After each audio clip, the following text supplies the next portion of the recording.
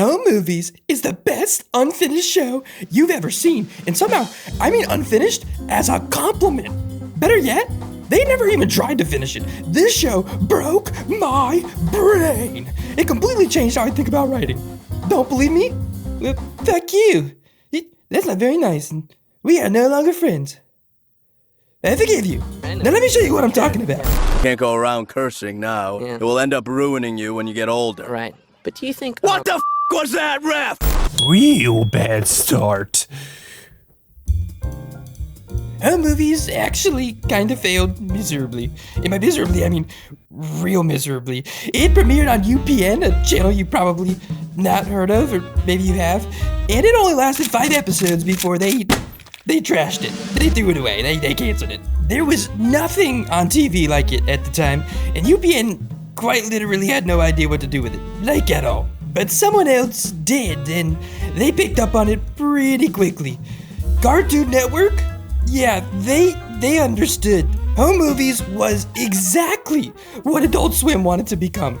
Lo-fi, conversational, anti-cartoon, character-driven comedy for adults who maybe grew up a bit quicker than they would have liked. To an extent, Home Movies reads like a proof of concept for Adult Swim's whole vibe. So they went all in.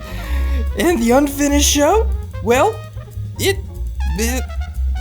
about that, actually. Number 2 is not done.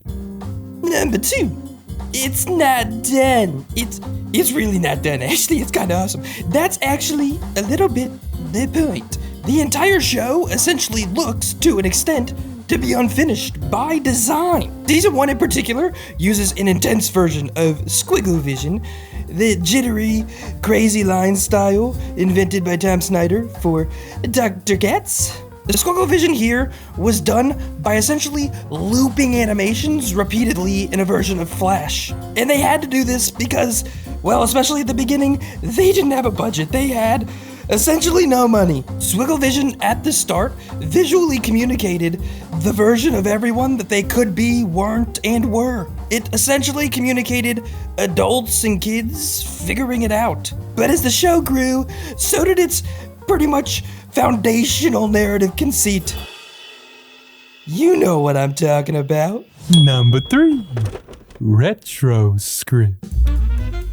Number 3, retro scripting. Keith Johnstone created theater sports. Keith Johnstone created theater sports, a father of modern improv and the inspiration for things who like whose line is it anyways? The formula for improv. Comedian, yes, the comedian. Keith Johnstone. Back to you, Dewey. When I tell you the show was unfinished all the way through, I mean that. And again, this was an intentional choice. This is not a show with a script like you traditionally think of. No, this is real different.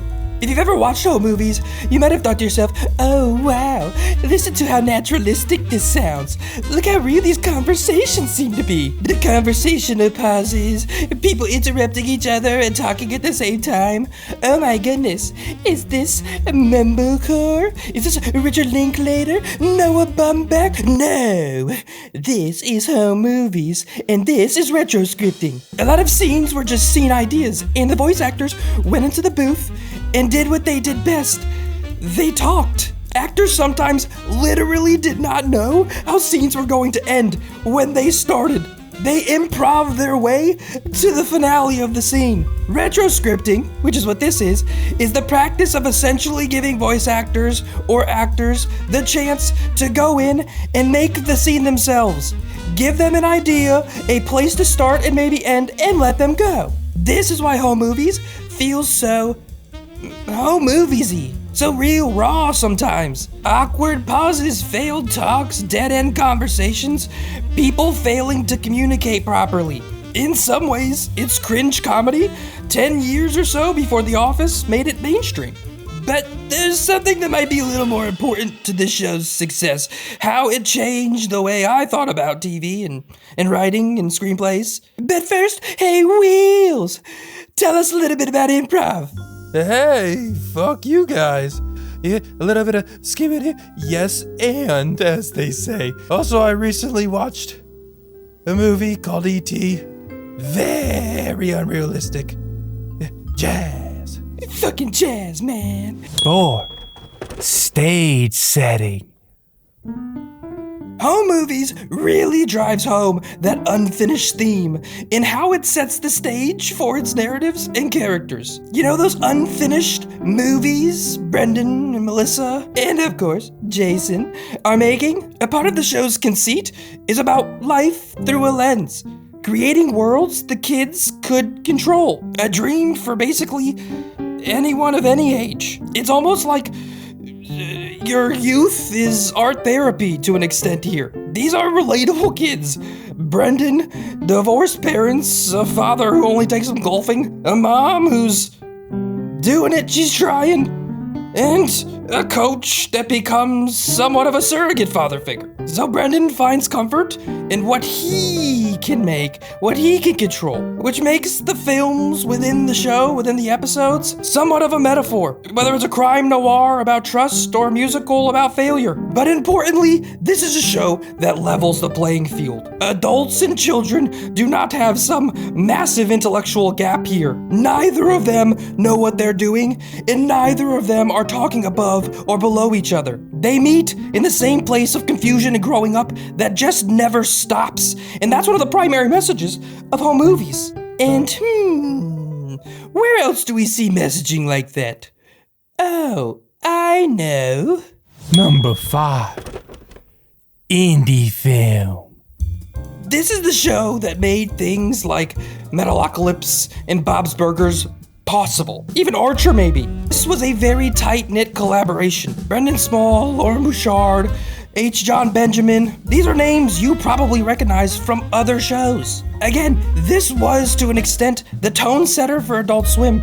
Dry humor, lo-fi, laid back in its delivery, character-driven. Home Movies was indie film for Adult Swim through the lens of indie film. It represents a group of people just trying to make it in a space. And those sensibilities feel so real and so raw, even through the comedy. And even all the way till the very end, dude. Focus Grill, the final episode, brilliant. No big sad hoopla goodbye. No drama, no forced sentiment. Just 3 kids with a movie that they realize is not very good and they can't finish. That's it. A masterpiece that never ends. An acute metaphor for childhood and growing up in general. Home Movies is and was one of the most human animated shows ever made, and one that certainly changes the way I think about writing and work and art in general. Sometimes leaving things unfinished actually is okay. What matters is that it ends where it best represents you, your work, your intentions. Home Movies says it's okay not to grow up. It's okay not to be the best at the thing you're doing. Just try. Just give it a shot. And maybe that's the best advice an artist can take. Just do your best. In the end, that's what's going to lead to your best works. And I'm Dewey, and this has been Nowhere to Land.